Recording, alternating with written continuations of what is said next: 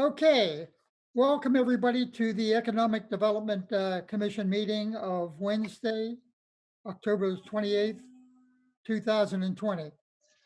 We do have a quorum and we'll start with a roll call. And Paul, take it away with the roll call. I've noted that Ms. Clark, Mr. Miners, Mr. Johnson, yourself are on. We did hear from Mr. Booth that he was going to be joining us, but maybe running late. And I did not hear back from Mr. Bedford or Ms. Adams, but I would suggest that we go ahead and excuse them. Richard Bedford did send an email, said he would be here. Okay.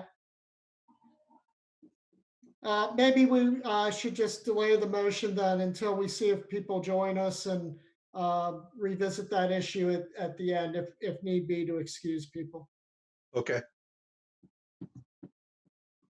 It's a little unusual, but we're kind of in an unusual environment. So you want to defer to start for a few more minutes? no, we can go ahead and start. We have a quorum. We'll just Okay. delay the motion on excusal until later.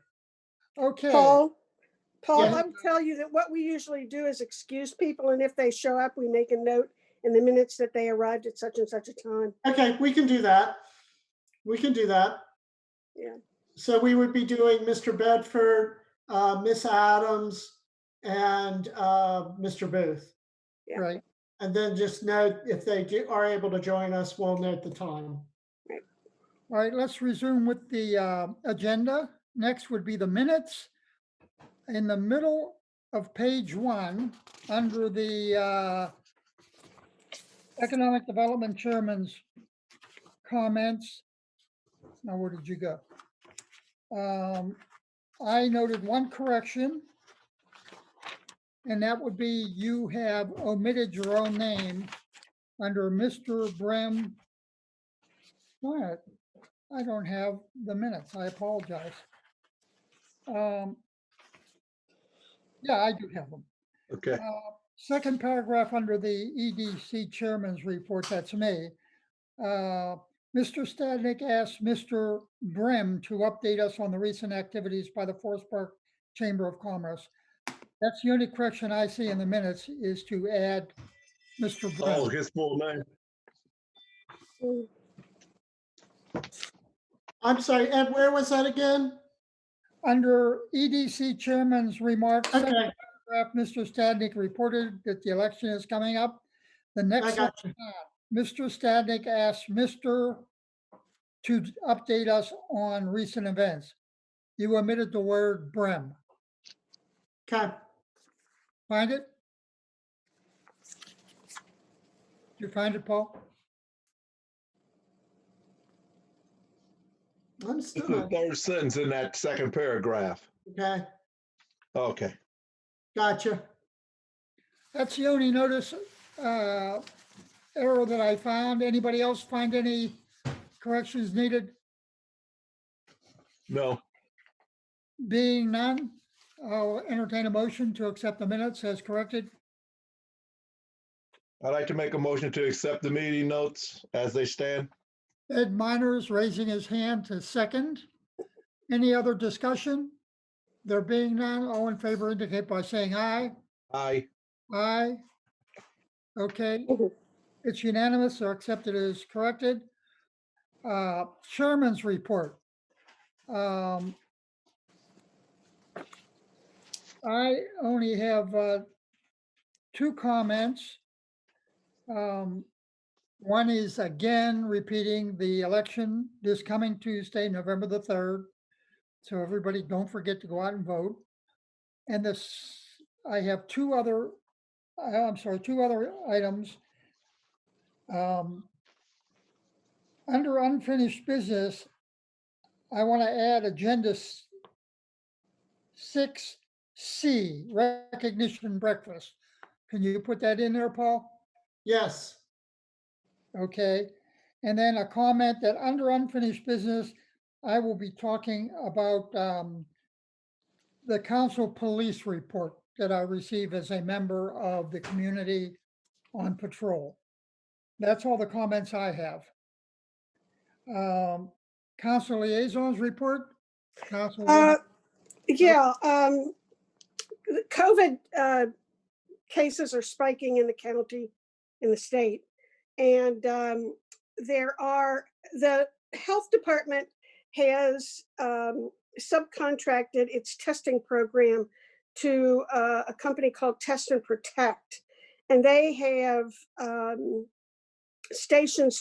regular stations throughout the county. In Forest Park, they're doing them at Inspirational Baptist Church on Sebring Avenue. I know they're doing it every Thursday from 1 to 5. They did it this last Tuesday in the morning from like 9 to either 12 or 9 to 1. I know they won't be doing it next Tuesday because Inspirational is a polling place. And I did want to mention that. The second thing is we did have one of our first cases of a staff member testing positive.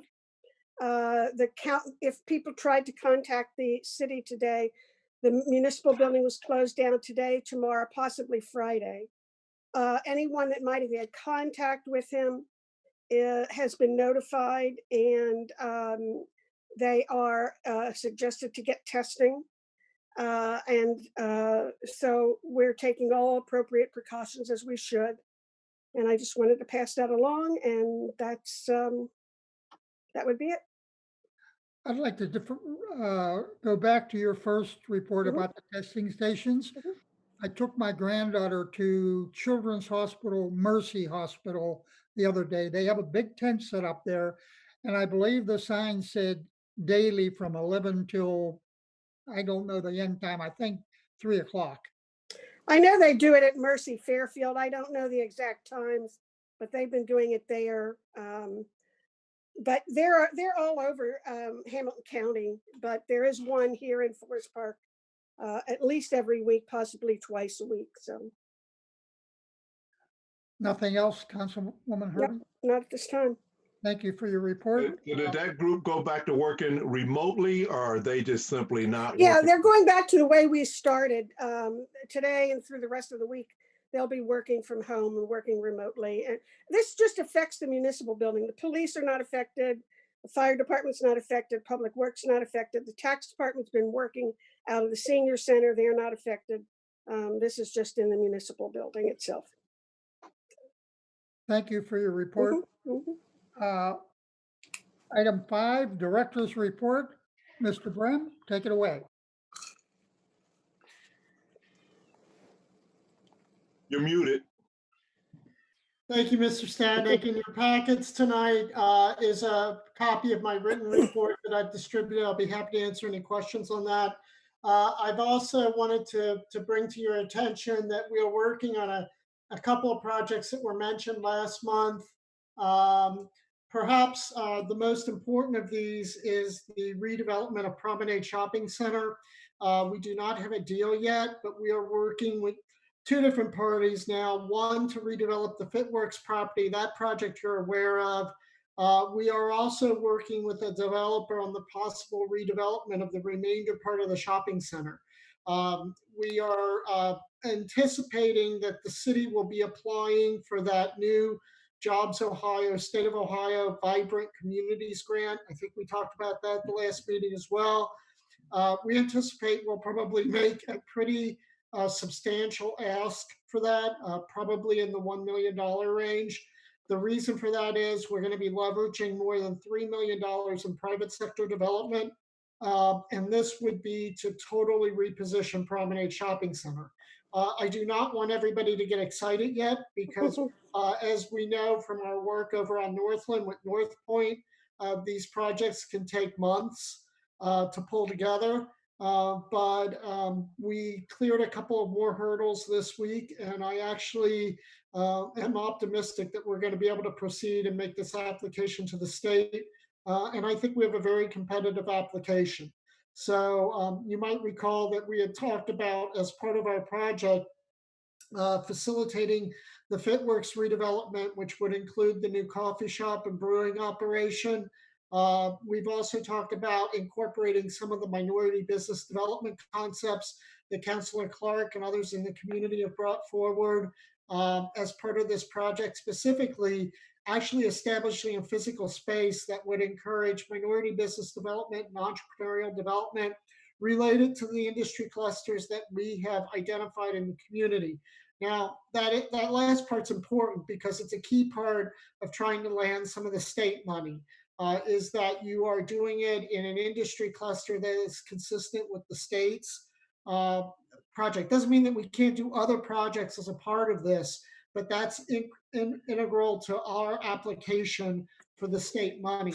I'm feeling more and more confident about this project. We still have a long way to go. Again, I don't want to get ahead of ourselves. This is not a done deal, but we are moving forward and it's moving forward quickly.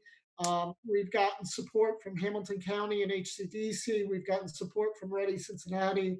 We've gotten support from our local Chamber of Commerce. We have reached out to a couple of other entities. As part of our app, we just submitted the pre-application, which will go in this week. When we get around to the actual application, we're actually going to go back to some of the contacts we talked about at the last meeting. So the Cincinnati Minority Business Collaborative, Mortar, the African American Chamber of Commerce, the Hispanic Chamber of Commerce. We're going to go back and try to pull those folks in. But there's like 2 steps to this process. If we proceed and advance to the next round, which would be the submission of a formal application, that's when we'll try to bring in all those community partners. As you can imagine, anyone who's submitting an application is trying to bring those folks into the process. So they don't want to play favorites. So it'll really depend on the merits of the project if you advance to the next round, and then we'll go and try to bring some of those folks in. And that would conclude my report. All right, thank you, Paul. Unfinished business, the Forest Park Small Business COVID-19 Relief Program. Paul, do you want to address that? Just very quickly, we talked a little bit about this last month. We did have a couple of more applicants, and I actually anticipate we may have 1 or 2 more. Currently, I think we're at a dozen applicants, and probably about $20,000 of the money that was allocated through the CARES Act for small business development here in the community. You may have seen that both the county and the state are considering extensions of their current programming. And the state of Ohio has gone ahead and established another round of small business development funding. We posted that information on our Facebook page. And I anticipate that we may, if we get some stragglers, then we may try to find some way to accommodate them with that CARES Act funding that we have. But right now we're standing at a dozen applicants and probably around $20,000 in funding going out into the community. Okay.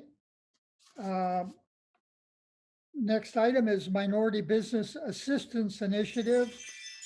Is Chelsea doing that with you? I believe that Ms. Clark was going to talk a little bit about her updates on it. As I said, we've tried to incorporate some of that information we talked about at our last meeting into our applications for the Vibrant Ohio's program. We're also going to incorporate some of this pursuing economic development administration funding for the library project and to do some of this work there.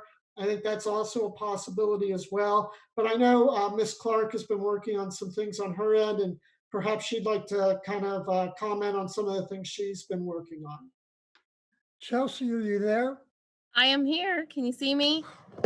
Now we Sorry, can, guys. yes. We have scheduled engineering classes every Wednesday evening, so I apologize. So yes, I've just been going through kind of like a checklist of sorts. What we do need to do is kind of get some committee members on there because I can't in terms of management of all of it, but I have sent out, and I'm not sure that the host would allow me to share the screen, but that's okay. I've sent out a Google form, and the first kind of like order of business is in actually identifying who are our minority business owners and what are their needs. So I've got a plan, an action plan laid out in terms of the short-term plan, which I'm reading from. These items are in progress. So we had our initial work kind of debut, so to speak, for this initiative at the job event at the Winton Woods High School earlier this year. We further had another introduction at Park Place Restaurant in sort of a roundtable entrepreneur discussion in February 2020. And the Google form has been created, and it has been sent out to about 19 or 20 identified businesses that said, hey, we are a minority business. There was some electronic requests asking about that. And so this form, I do like the form. It's taken me a little bit to complete, but what it captures not only what industry they're in, but also the services, products they provide. Do they actually reside in terms of their home residential address in Forest Park, and or does their business as well? So the goal really behind this, at least as we initially begin, is targeting those entities that are actually based in Forest Park, not that service Forest Park with their products and services, because that is a much larger list. But we really want to focus on those entities that are, and those companies who their owners live in the city of Forest Park, because of course, cyclically, that money is coming back to our city, right? So those are kind of like the two aims of that. So just trying to, kind of hash out all the particulars. Under that data capture, there are several things that as a committee need to be explored in terms of, kind of what are the tiers to that? What is the access going to be? Who's going to manage it? What exactly will it be used for? Exactly where it will be kept? Initially, my belief or thought and hope would be that it's pretty much strictly for the city's purposes, in that it will help us to identify those entities that we can provide resources or share resources to, specifically, not necessarily for the general public to access, at least at this time, at least initially in the first 6 months to a year or so. Of course, as time goes on, we're also looking at how the city then can perform business with those with some of those companies, and how we look at perhaps maybe protocols, or how we look at changing some of our steps, so that we are a little bit more inclusive of those women, veteran, minority, racially, ethnic, different businesses. We've the next step is to create a budget to submit to the commission that would support those items that we did talk about at our last meeting. So some of those two areas came with very specific numbers because of what we were going to do. I've since reached out with a number of different kind of owners that are more closer to Forest Park, because that's where we want to start too. So I'm putting together a proposal for you guys to see for the first to kick off January, the first quarter, when it comes to building business credit and financial fitness for minority businesses. And as a minority business myself, one thing that I've just learned is, business credit is just as important as your own. And when a poll was done for the companies that in Cincinnati went out of business, over 80% of those did not have business credit. So when you're looking at pandemic and times of drought, how you can, still be able to survive and be able to access capital and money is pretty important. And so that's really an area that I want to hit really hard in first quarter. And so I'm trying to make that as low cost as possible. And that's all I have for you this evening.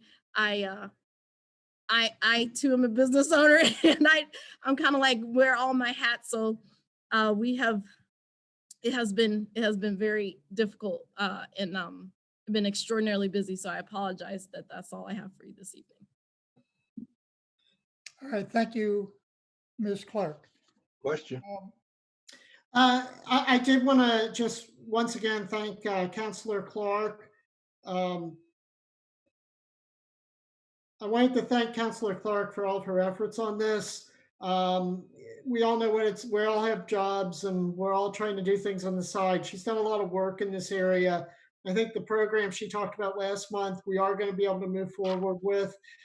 This is one that one of the things that I'm going to start trying to look at is as we ramp up our minority business development initiative, we may want to look, and I'm always careful about this because I recognize we have limited resources, but we may want to consider the reestablishment of a position in the Economic Development Department that would help manage this particular program.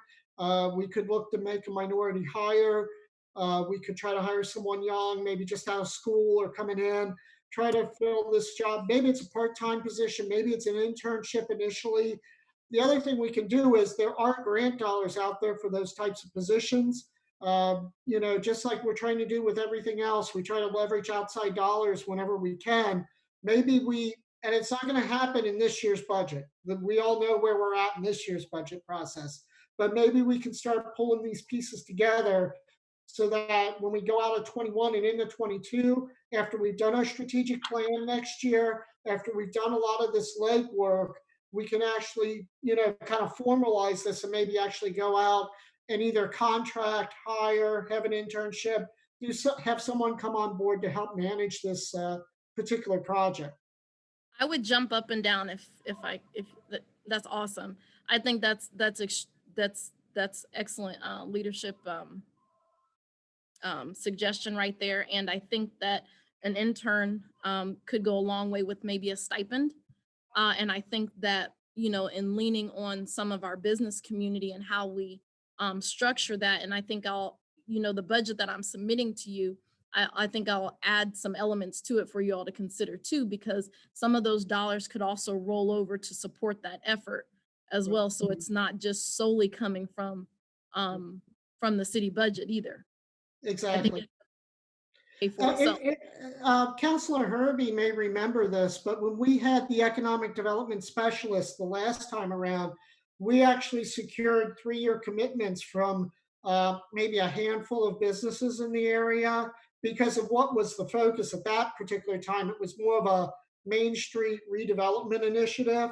And we actually got some dollars from some of the businesses to help offset that. So again, I'm not trying to lay this at the doorstep of the businesses I understand we all have limited resources, but I'm thinking there may be some pools of money we can tap into where we can, at the very least, maybe engage an intern or do some type of a contractual arrangement with a minority-owned business consulting firm to come in and help us manage this process. Thank you, Paul. I think that's a terrific idea about getting maybe an internship or a part-time position to assist with that. Hey, I had a quick question. What is the budgetary year? Is it January through December, or is it July through June for the city? When you say that the budget is set, is it what is that? What does that calendar year look like? Councilman Herbie? It's January to December. Mhm. We'll be finalizing it probably in November for next year. So her proposal needs to be in before, like in 2 weeks to get on the books for next year in essence, or? Actually, we've already gone through our budget development process. I did include dollars for the 2 projects, towards Okay. the 2 projects that we talked about at the last meeting in our budget request. Now, that's something that will go to council. And please understand, I don't have to explain this to Councilors Clark and Herbie. They get requests like this from every department. So, hopefully we'll be able, I think we have a good chance of getting, I think we'll have programming dollars. Personnel dollars are probably going to have to come, whether it's part-time, intern, contractual, whatever it might be, that's probably going to have to be in a subsequent year. But that doesn't mean we can't keep moving forward with all this. When they submit those things, do they have to do a return on investment? They got to give you a ROI and say, as a result of this program, we're going to show in kind, we're going to show income. How does that work for people that are new to this system? Well, I don't want to jump on either of the council members here because they're the ones that make these decisions. So it's whatever they tell me they do is what be fine with me. But I think typically they look at several factors. I mean, yes, we do look at return on taxpayer investment. I think particularly when we do business development items, that's something we look at. Now, not every project, since your municipality is going to necessarily create a return on, in the sense of a dollar for dollar return. There may be programming that we do that is essential services. Essential services may not create a dollar for dollar return, but they're essential to what we do. You may also have programming that fills some specific community need. So there's a number of different metrics that I think City Council has to grapple with, and they try to balance all of those and then look at making sure that we have a balanced budget moving forward that addresses as many of those concerns as we can. And I didn't mean to step on your toes, Diana or Chelsea, but Well, mostly you're dealing with a service industry. So there's not, except in the economic development and maybe the community development area, you're not really looking so much at return on investment. I guess you could say that some infrastructure in an indirect way may have some return, but don't forget that essentially the city's a service organization. Right. I mean, and there's also some returns with, that we can, potentially consider or look at when, when you're really helping that small business get to a place where they can become a brick and mortar. We've got plenty of space, that's for sure, that leaves. So even if we have some goals in terms of how we can get people, based on the right company out and then into the community, I mean, where they have a more, more visible space, a space that can employ, even if it's just two to three people, that's still, that's definitely a return, because I just don't see that, without this infusion of supports directly to our community, I think it's just going to be a much harder road to trek and to get there. Does the city provide you with the list? So my business is in West Carrollton. When I moved there, they gave me a list of all the businesses, and they also gave me a breakdown of this, that. So part of your getting this together, does the city of Forest Park provide you with those minority businesses? That's why I'm creating the database with that Google form capture, because one does not exist. So in time, this will be able to be disseminated for reasons like that, and we'll be able to look at it by industry and things like that. And that'll help. I mean, that bleeds into a lot of other things too. When you're looking at this, these community and countywide grants and access to capital, they want to know, hey, do you even have some bit of a thriving, small business infrastructure at all? Like, does it exist? And so this will also help in that regard, because if we can show growth, or, hey, we've been able to, even if we could get 10 out of our 30 businesses or so to become a minority recognized, certified company, that goes a long way. Right. In regard to your database that you're building, I'm wondering if, I noticed on your remarks in the agenda tonight, it has an asterisk behind several of the businesses' name saying minority/women's businesses.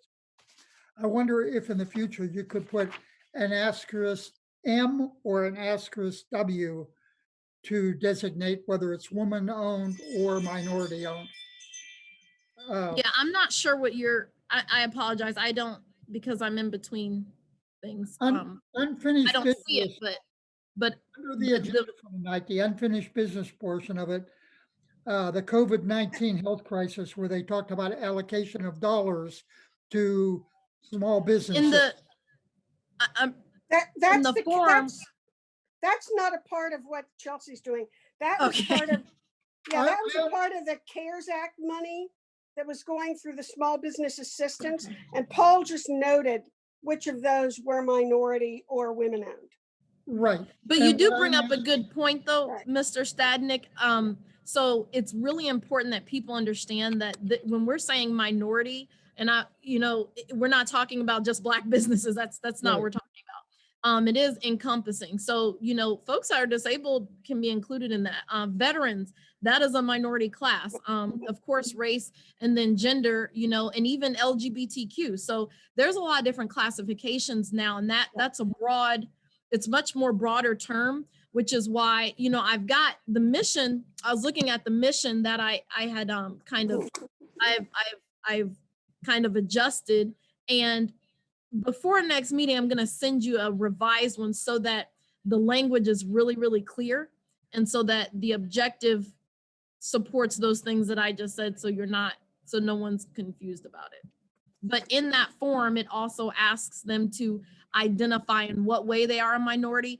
One thing that's interesting too is, there's, with all these different classifications, some places will say, well, hey, you can be included as a minority business if you service, the predominant population you service is minority, or, if it's only 100%. So what we're looking at is 51% or more in ownership constitutes a minority business in this case.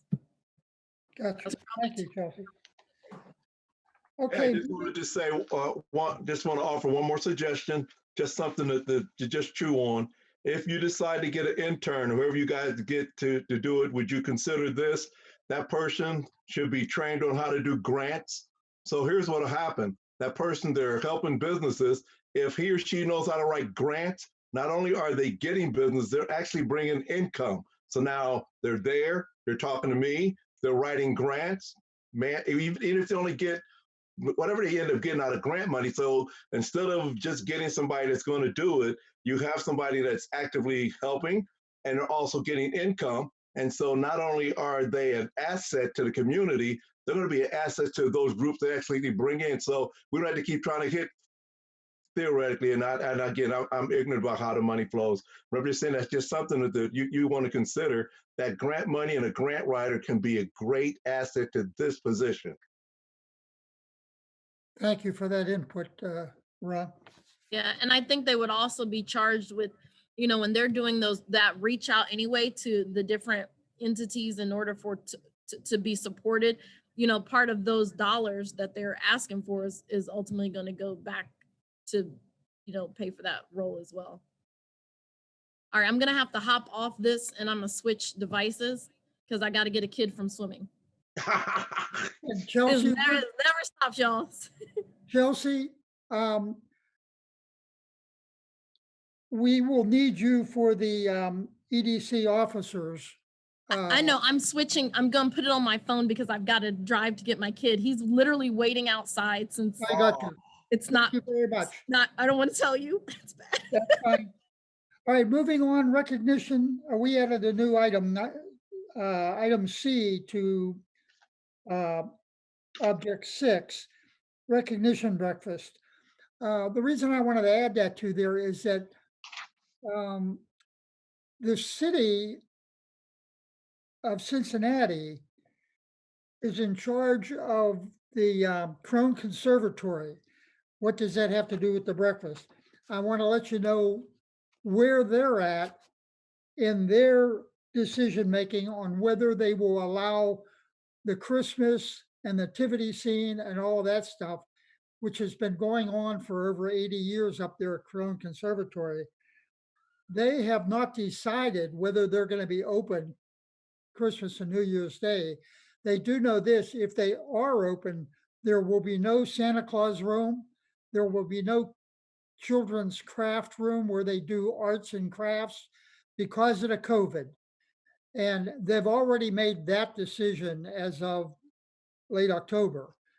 They don't even know for sure whether they'll have to revise that decision and shut down altogether. leading to our business recognition.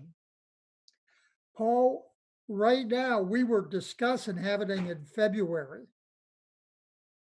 Do we know whether the state or the city will even allow us to have 130 people in a congregation for a business? I don't think Mr. Chairman, I don't think we've even picked a date yet. It will be sometime probably I'm at sorry, the Councilman end Herbie, I of can't the understand you. first quarter at the early.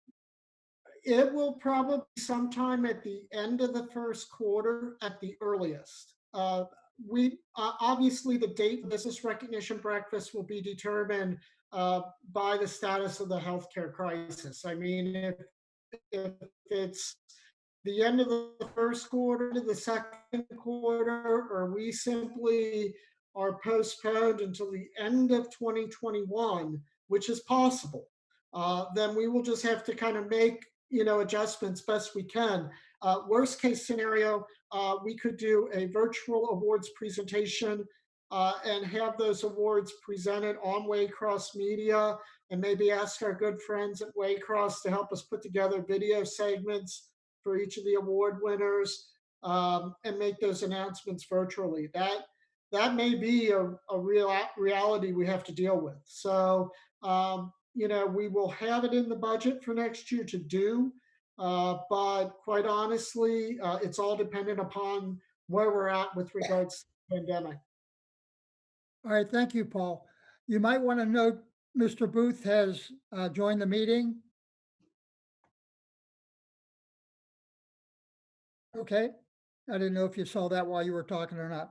Okay, next, still under unfinished business, 2 months ago, and I don't know if Chelsea can hear me on her other device or not, but most importantly, Trevina Adams and Chelsea were asking about incidents at the Kroger grocery store. And we talked about security, the Forest Park Police being involved and so forth. I had an opportunity to talk with Chief Arms about that issue. He stated to me that they have very, very few calls at the Kroger. Kroger has their own internal in-house security that handles those incidents at the checkout lane or wherever, where it might be a little bit of belligerent attitude going on or whatever. They handle that internally. And only on a few occasions, every few months, whenever they have someone really get belligerent and maybe start a physical altercation, are the Forest Park Police called. So I know Trevina and Chelsea were asking about that and how much there seemed to be in Trevina's mind a lot of issues over we had seen. But according to Chief Arms, internal security at Kroger's handles all those incidents over, well, 90% of them. Chelsea, I did you I hear think that? some of that conversation may have been related to the renovation project Yes. that was forthcoming. And we did share those comments with them as they started to put together plans for the renovation. And I think it's something that Rafik and Chris even discussed with them as they submitted plans. So we did make them aware of those concerns. Thank you, Paul. Chelsea, did you have anything you wanted to add? I didn't. The only thing I can say is just, in my personal interaction, I've seen security presence, and I noted that just internally, like, okay, that's good, because I typically am not aware of them, or I just don't see them. I will also say, though, that some of the reasons that you would have lessened issues is simply because there's less people out, and school isn't letting out in droves like it typically does. So I would also probably say that accounts for some of it, but nevertheless, we're happy. Okay. Thank you, Chelsea. All right, moving on to new business. Item A is 2021 EDC officers. Typically in October, we nominate and elect officers for the upcoming year. I don't know if there's anyone else who was interested in running for the offices. I am interested in staying on as chairman for another year. And Richard isn't here to, Mr. Bedford isn't here to say whether he wanted to stay on as the pseudo secretary. And Vice President, Councilwoman Chelsea, did you want to stay on as that? As the vice chairman? Like to. I'm sorry, I couldn't hear you. I don't know about anybody else. I'm sorry. I said I would like to. Can you Okay, hear that? Mr. go ahead. I would suggest that what we may want to do is, because since we do have a couple of members who aren't here, and I believe someone did express an interest in an officer position at our meetings last year, we may want to give them an opportunity to make that and then have this item on the agenda for the November meeting. But if someone's interested, they can submit in writing a letter or something of their interest to both you and I. And then it gives everyone an opportunity that if they want to be an officer for, at any of the officer levels, they can You're breaking up at the end there, do Paul. that. I'd suggest that we do that because I think we had this happen last year where a couple left and they felt kind of left out. So I suggest, I'd suggest holding this until November, but giving everyone an opportunity interest in being an officer for 2021.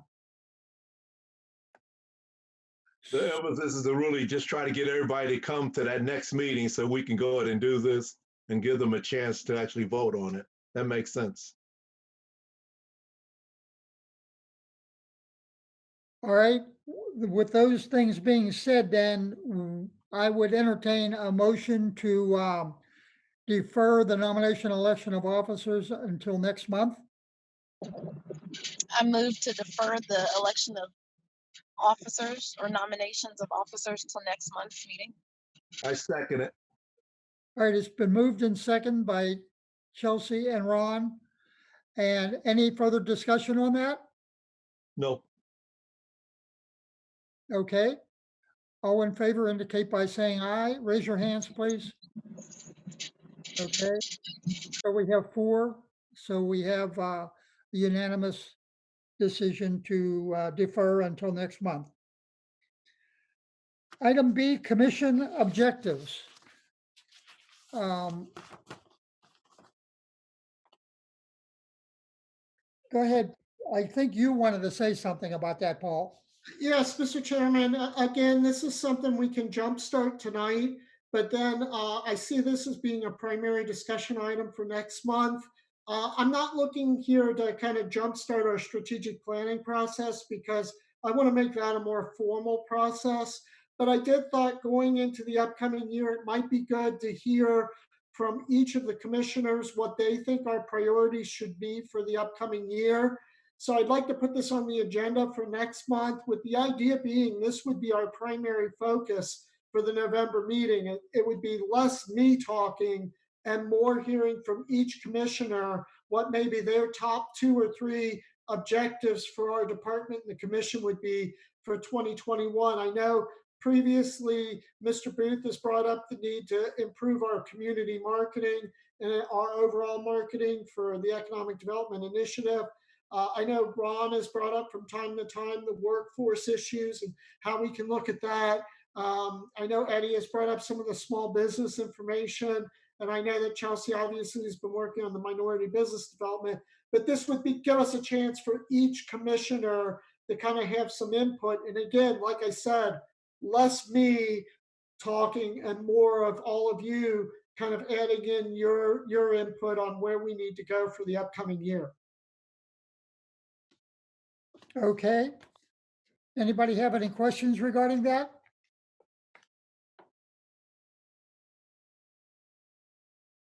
I think that's a good strategy. And I think that maybe if each commissioner could take on an area, lead a strategic initiative, I think that would not only help maybe the dynamics of our meeting, but I think it would help us be more effective and targeted for the initiatives we're going to be focusing on for 2021. So looks like Chelsea's are kind of already leading our kind of minority business initiative. Paul mentioned some other initiatives that each commissioner maybe could lead one of the initiatives. I think that's a great idea. Yeah. Anybody else a comment? Thank you for that input, Paul. Last thing, I'm sorry. I do think that we should. A while ago, we talked about taking some real estate brokers through Forest Park. I mentioned at the Paul Brim. I think that we should continue to do that to show them the space that we have available, so that as they interact with their clients, Forest Park can be at the top of mind. Right now, Bergman Real Estate reaches out to me all the time. They just reached out to me the other day about a particular space I believe they have on Waycross. And I'll send it to you, Paul Brim, to see if you know of any business that may be looking for a space like this. But I think developing a relationship with commercial real estate brokers, the Minority Business Initiative, and our target focus for the businesses that we want to populate Forest Park, I think all of those working together will help make us continue economically viable and strong. All right, either in the agenda or the minutes, Mr. Brem, there was a reference to the city coupling up with some realtors to see which one would sell property in Forest Park property out on the market. That's correct. Go ahead, Diana. I'm sorry. Yeah, we did this about last council meeting or the one before, I think about a month ago. We contracted with 3 brokers, and they have specialties in certain areas. One to deal with the Hamilton Avenue area, one to deal with Northland, and I forget where the other. Do you remember where the other one was, Paul? We've actually, well, there's 2. One is Colliers International that will deal with the Waycross site. That's the old Hamilton, Waycross and Hamilton Avenue, the old Kmart property. Then we're going to be working with Jones Lang LaSalle on the disposition of the Northland office pads that we had acquired as part of our redevelopment work. Both groups will be advising us on the Cameron Park site as we move forward with that. But I think Paul has a good point, because it kind of builds on that, which is not only having listing arrangements with with the brokers we're working with, but actually bringing in other brokers from the area and doing kind of a broker event or series of events that we can show them kind of the available properties, and not only show them the available properties, but show them some of these things that are happening. Because I agree with Paul that right now, I don't know that it's common knowledge, for instance, that we have $10 million worth of office work involving 1,000 different office workers at Caroline Park. They may not know that Kroger is spending $3 million to renovate their Forest Park store. They may not know about our efforts to do Promenade. They may not know about the new houses that start at $300,000 at Waycross Reserve. They may not even know about the new high school. They may not know about some of the work we've done on Northland. So I think Paul's got a great idea, because I think, and it's not that, it's nothing against the brokers. They're dealing with a 13 county, regional market. I think it's important to maybe bring them out here, show them everything that's going on. And like Paul said, get Forest Park to the top of their mind when they start talking to business prospects. All right, thank you, Paul, for that. Any further discussion regarding that matter? All right, we'll move to open discussion. Any comments, questions, anything anyone want to discuss in general before we adjourn?